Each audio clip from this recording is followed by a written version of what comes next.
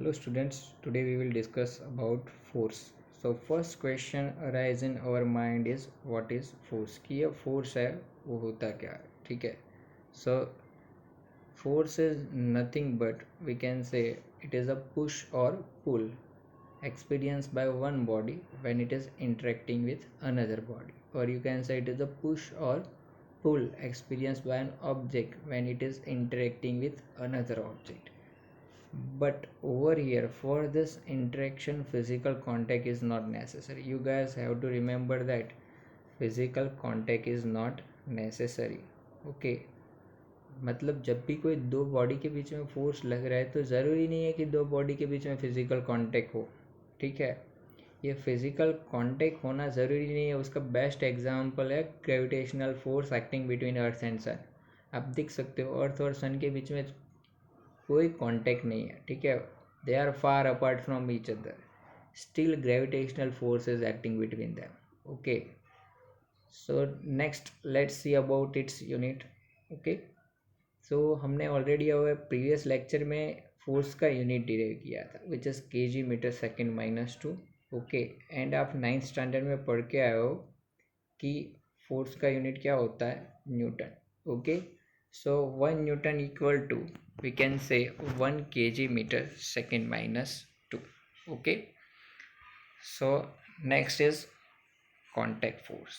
Okay, contact forces means those forces which are arise when there is a physical contact between the two bodies. Okay, whenever there is physical contact between to bodies. Okay, जब भी दो bodies के बीच में physical contact है तब उनके बीच में जो भी फोर्सेस हो लग रहे होंगे उसको क्या बोल सकते हैं, कॉन्टेक्ट फोर्सेस बोल सकते हैं.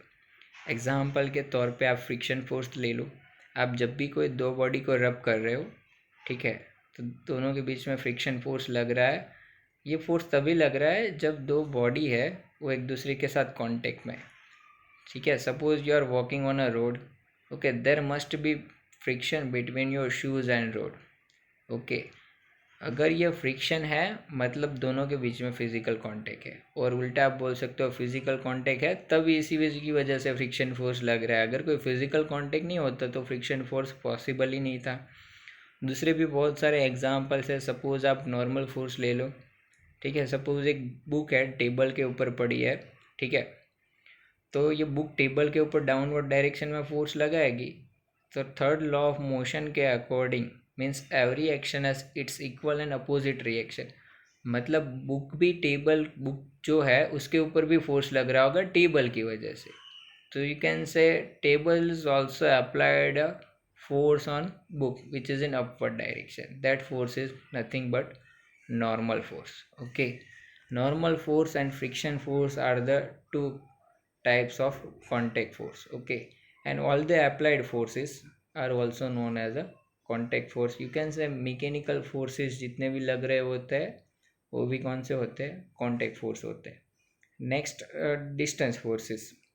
ओके, तो डिस्टेंस फोर्सेस क्या होता है, अभी हमने जस्ट एक एग्जांपल लिया था. there is a force or you can say gravitational force between the earth and sun, or you can say earth and moon. okay, तो ये ग्रेविटेशनल फोर्स है, लग रहा है फोर्स लग रहा है लेकिन कोई फिजिकल कांटेक्ट नहीं है. Okay, so this forces are arise due to influence of one body on the another body. एक बॉडी की इन्फ्लुएंस की वजह से दूसरी body which is very far apart, जो बहुत दूर है, उसके ऊपर फोर्सेस लग रहे हैं. All that forces are known as a distance forces. वो सब फोर्सेस को क्या बोलते हैं, डिस्टेंस फोर्सेस बोलते हैं, ठीक है. और भी बहुत सारे एग्जांपल आप लिख सकते हो. सपोज हम लोग लिख सकते हैं electric force which is acting between the two charges. आपने देखा दो चार्ज है, वो दोनों के बीच में इलेक्ट्रिक फोर्स लगता है. इन स्टैंडर्ड 10th आप पढ़ चुके हो. अभी ये चार्ज अगर लाइक है तो उसके बीच में रिपल्सिव फोर्स लग रहा होगा, अनलाइक है तो अट्रैक्टिव फोर्स लग रहा होगा. लेकिन इसके लिए दो चार्जेस का एक दूसरे के कांटेक्ट में होना ज़रूरी नहीं है. If they are far apart, अगर एक दूसरे से बहुत दूर है तो भी, और अगर थोड़े दूर है तो भी, क्योंकि जो इलेक्ट्रिक फोर्स की रेंज है वो इनफाइनाइट है, ठीक है. तो एक दूसरे के ऊपर फोर्स लगा रहे होंगे तो electric force is also distance force. You can say magnetic force is also distance force. अगर आप दो मैग्नेट ले लो, ठीक है, अगर दोनों मैग्नेट एक दूसरे से थोड़े दूर भी है तो भी दोनों के ऊपर आप देख सकते हो क्लियरली लाइक पोल्स है, तो रिपल्सिव फोर्स लग रहा होगा, ठीक है। तो आप बोल सकते हो कि मैग्नेटिक फोर्स भी क्या है, डिस्टेंस फोर्स है। Next we will discuss about balanced force. Okay, so question arise in our mind is balanced force. जो वर्ड इंडिकेट करता है बैलेंस्ड, मतलब फोर्सेस कैसे होंगे, बैलेंस्ड होंगे। तो एक एग्जांपल ले लेते हैं यहाँ पे। Suppose we are considering a book which is at rest on table. Once again book is at rest on a table.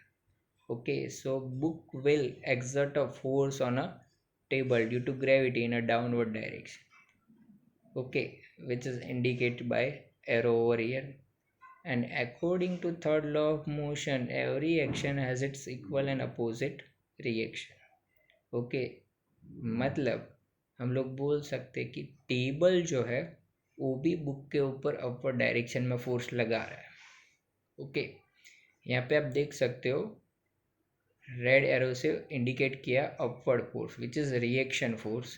Okay, so over here book और टेबल के बीच में कांटेक्ट है, ठीक है। तो ये कांटेक्ट फोर्स में दो फोर्स लग रहे हैं, ठीक है।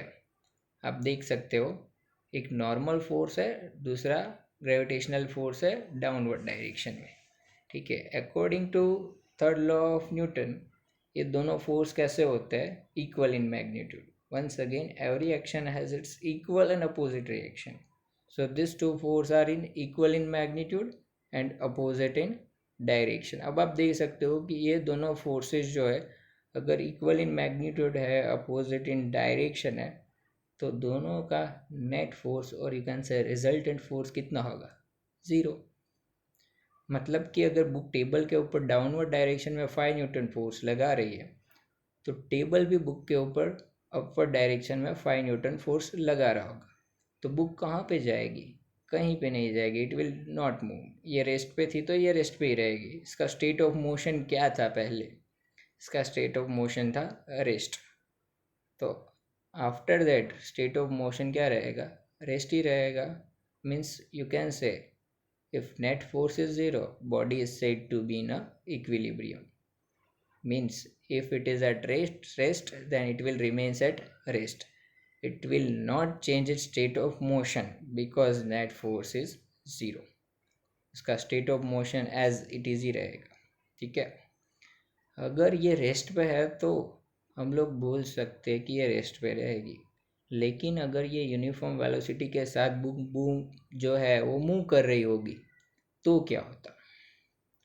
सपोज कंसीडर कर लेते कि बुक है वो यूनिफॉर्म वेलोसिटी के साथ मूव कर रही है, ठीक है, टेबल पे मूव कर रही है, ठीक है। सपोज कुछ पोर्शन टेबल का उसने कवर कर लिया, ठीक है, अभी भी वेलोसिटी यूनिफॉर्म है, ठीक है। अभी देखो आप अपवर्ड एंड डाउनवर्ड फोर्स, ये दोनों फोर्स तो उसके ऊपर फिर भी लगेंगे, ठीक है। तो ये दोनों फोर्स तो बैलेंस फोर्स है, तो हम लोग बोल सकते हैं कि नेट फोर्स 0 है। मतलब अगर वो यूनिफॉर्म वेलोसिटी के साथ मूव कर रही थी तो अब भी उसकी वेलोसिटी यूनिफॉर्म ही रहेगी, मतलब वो एक्सेलरेट होगी नहीं। So if net force is 0 then according to second law of motion which is F equal to ma, which you guys already learned in standard 9th, if in this equation F equal to ma, if F is 0 means net force is 0, then acceleration is also 0. Okay, I hope you guys have clear idea about this balanced force. Now let's discuss about unbalanced forces. Okay, once again same example ले लेते हैं। Okay, book is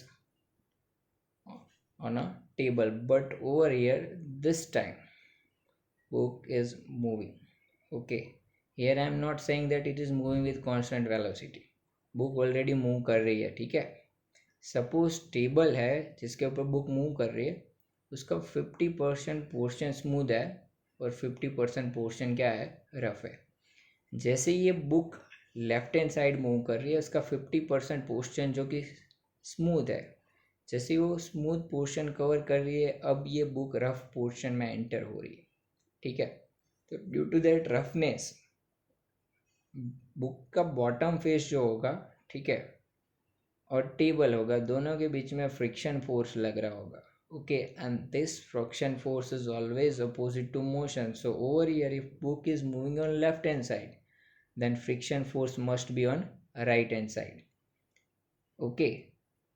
and आगे हमने देखा book के ऊपर और दो फोर्स लग रहे होते हैं, जो ये बैलेंस फोर्स है। कौन से डाउनवर्ड ग्रेविटी की वजह से फोर्स लग रहा होगा, बुक टेबल के ऊपर फोर्स अप्लाई कर रहे होगे डाउनवर्ड डायरेक्शन में, सेम जो टेबल है वो बुक के ऊपर अपवर्ड डायरेक्शन में रिएक्शन फोर्स अप्लाई कर रहा होगा। अब जो ये वर्टिकल एरोस के साथ जो फोर्सेस दिखाया है, वो फोर्सेस तो बैलेंस फोर्स थे जो हमने ऑलरेडी डिस्कस कर लिया, ठीक है। तो एक फोर्स अनबैलेंस फोर्स बचा, वो है फ्रिक्शन फोर्स, ठीक है। तो ये फ्रिक्शन फोर्स की वजह से बुक है वो क्या करेगी, रिटार्ड करना स्टार्ट करेगी, it will decelerates, okay. And after some time it will comes to rest, okay. It stops and come, you can say it will comes to rest. Why it comes to rest? Because there is a net force which is friction force, or you can say it is unbalanced force. उसको balance करने वाले सामने दूसरा कोई force है ही नहीं, तो ये नेट फोर्स लग रहा है, उसकी वजह से बॉडी क्या होगी, स्टॉप होगी। अब आप देखो इसका स्टेट ऑफ मोशन इनिशियली कैसा था, मोशन में थी बॉडी, लेकिन आप देखो आफ्टर फ्रिक्शन फोर्स बॉडी कहाँ पे आ गई, रेस्ट पे आ गई, ठीक है। तो आप बोल सकते हो कि अगर नेट फोर्स लग रहा होगा तो बॉडी इक्विलिब्रियम में नहीं होगी, ठीक है, और उसका स्टेट ऑफ मोशन क्या हो जाएगा, चेंज हो जाएगा, okay. I hope now it is clear for you that balance force and unbalanced force, okay। Now I am ending this lecture, okay। In our next lecture we will discuss about Newton's laws of motion.